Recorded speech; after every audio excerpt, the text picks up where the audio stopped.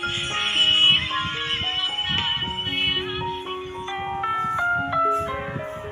programang ito ay rated SPG. Striktong patnubay ang gabay ng magulang ang Nagpadala ng video ang kidnapper. Binuhusan niya ng malamig na tubig si Don Pepe para magising.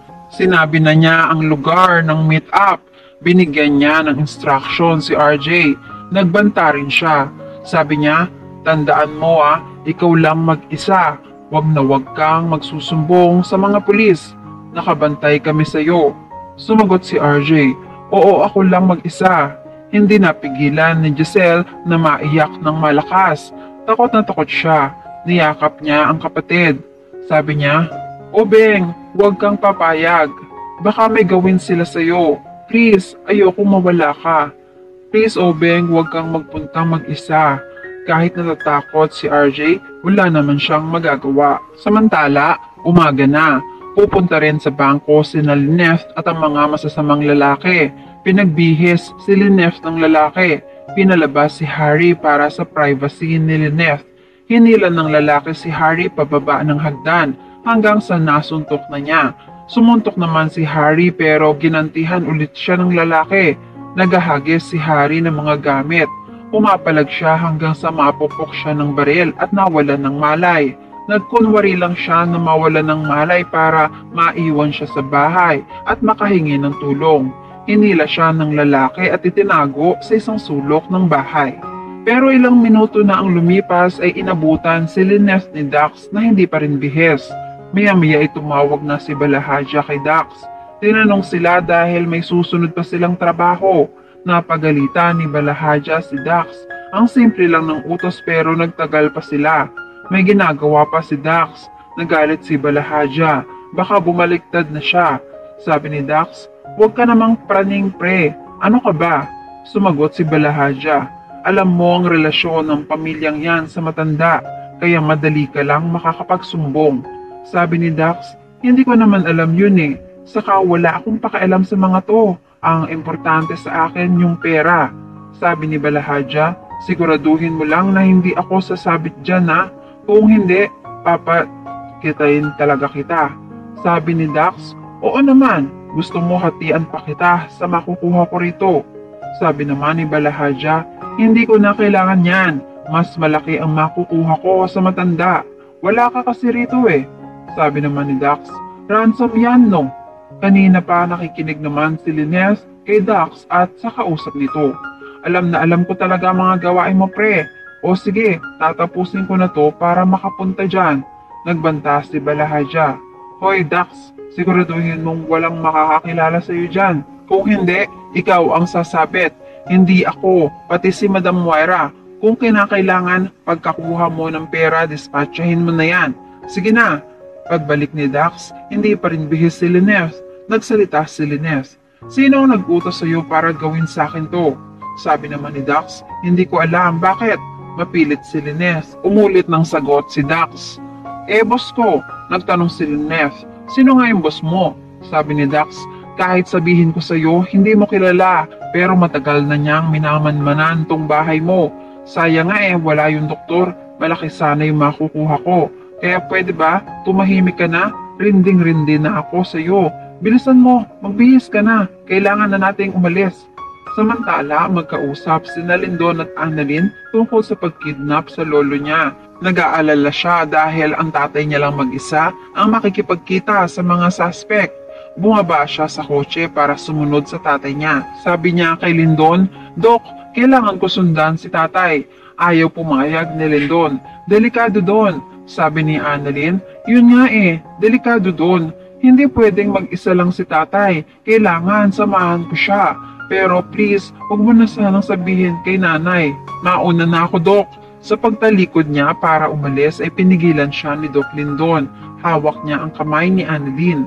Sabi ni Annalyn, pwede ba Dok? Huwag mo ako pigilan. Sabi ni Lindon, hindi kita pipigilan. Sasamahan kita. Sa pag-uusap nilang yon, may isang cellphone na nire-record ang pag-uusap nila ni Lindon.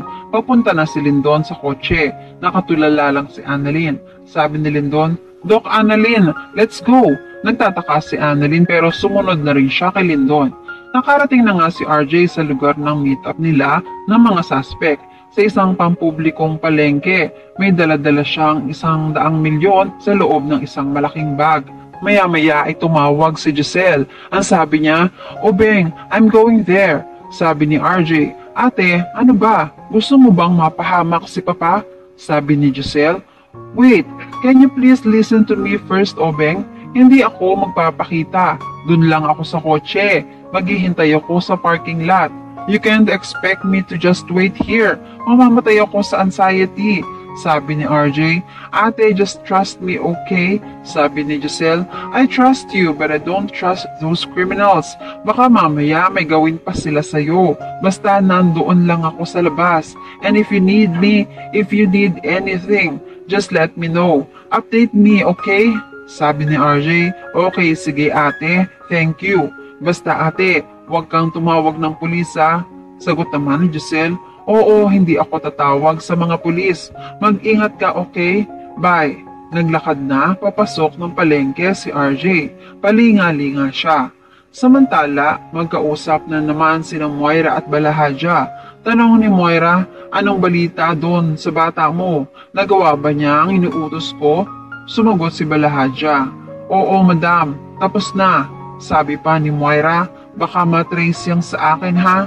Sagot ni Balahadja, "Walang matitrace kung walang ititrace." Samantala, sumunod sina Lindon at Annalyn sa palengke. Makikita ni Annalyn sina Nurse Karen at Nurse Ivan. Itatanong niya sa kanila, "Nurse Karen, anong ginagawa niyo rito? Bakit ganyan ang suot niyo?" Sumagot si Karen, "Sabi ni Doc Lindon, kailangan mo raw ng rest back kaya eto kami." Samantala, kinuha na ng mga lalaki si Lineth. Pinasakay siya sa sasakyan. Nang makaupo na si Lineth ay makikita niya na parating ang sasakyan ni Carlos. Magugulat siya. Natawag pa niya ang pangalan ng asawa. Bumaba ng sasakyan si Carlos. Nagtataka siya sa kotseng nakaparada. Sabi niya, "Kay haring kotse to Anong ginagawa niya rito?" Pinigilan si Lineth ng mga lalaki na sumigaw o gumawa ng mga bagay na makakakuha ng atensyon ni Carlos. Napaiyak na lang si Lineth nung sabihin ng lalaki, "Huwag kang maingay, kundi lagot ang asawa mo." Hindi na makakibos si Lineth. Umalis na rin ang sasakyan nila. Samantala, papasok na si Carlos. Kabado siya sa sobrang katahimikan. Maya-maya maririnig niya ang kaluskos ni Harry at bumubulong siya. "Tulong! Tulong!" Magugulat si Carlos at tatanungin kung anong nangyari sa kanila. Aaminin naman ni Harry na nasa peligro si Tita Lineth. Kailangan nilang magtulungan. Matataranta naman si Carlos. Ganito pala ang nangyari sa bahay nila. "Nasaan si Lineth, Harry? Nasaan?" Sinabi naman agad ni Harry na kinuha siya ng mga lalaki at dinala sa bangko. Sa kabilang banda, tumawag na ang lalaki kay RJ at nag-iba siya ng boses. Si Moira pala ito. Nagbago lang siya ng boses sa tulong ng voice app. Sabi ni RJ, "Dala ko na yung pera." Nakatunog na si Moira na may sumunod kay RJ. Sina Annalyn at ang mga kaibigan nito. Sabi ni Moira sa nagtatagong ibang boses, "Parang nagbago na ang isip ko kung yin ko na lang kaya ang tatay mo." Nakikita ni Moira si RJ sa palengke gamit ang CCTV. Tinutok ni Moira ang laser light sa katawan ni RJ para takutin na may nakatutok na baril sa kanya. Tinuloy ni Moira ang sinabi, "At ikaw." Habang kausap ni RJ ang suspect, nakita niya ang isang ilaw na nakatutok sa dibdib niya. Palingalinga si RJ dahil nakikita pala siya ng suspect. Samantala, nakatanaw sa malayo si Kinito. Alam niyang narito sila dahil private investigator siya. Natunugan niyang hindi umalis si Don Pepe at agad siyang gumawa ng paraan para matuklasan ang dahilan. Susunod siya kay Moira at aalamin ang kinaroroonan ng hideout nila. Makikita niya si Lolo Pepe pero hindi niya na agad malalapitan dahil kailangan mag-ingat siya sa bawat hakbang. At yan ang mga pakakaabangan natin sa Abot Kamay na Pangarap.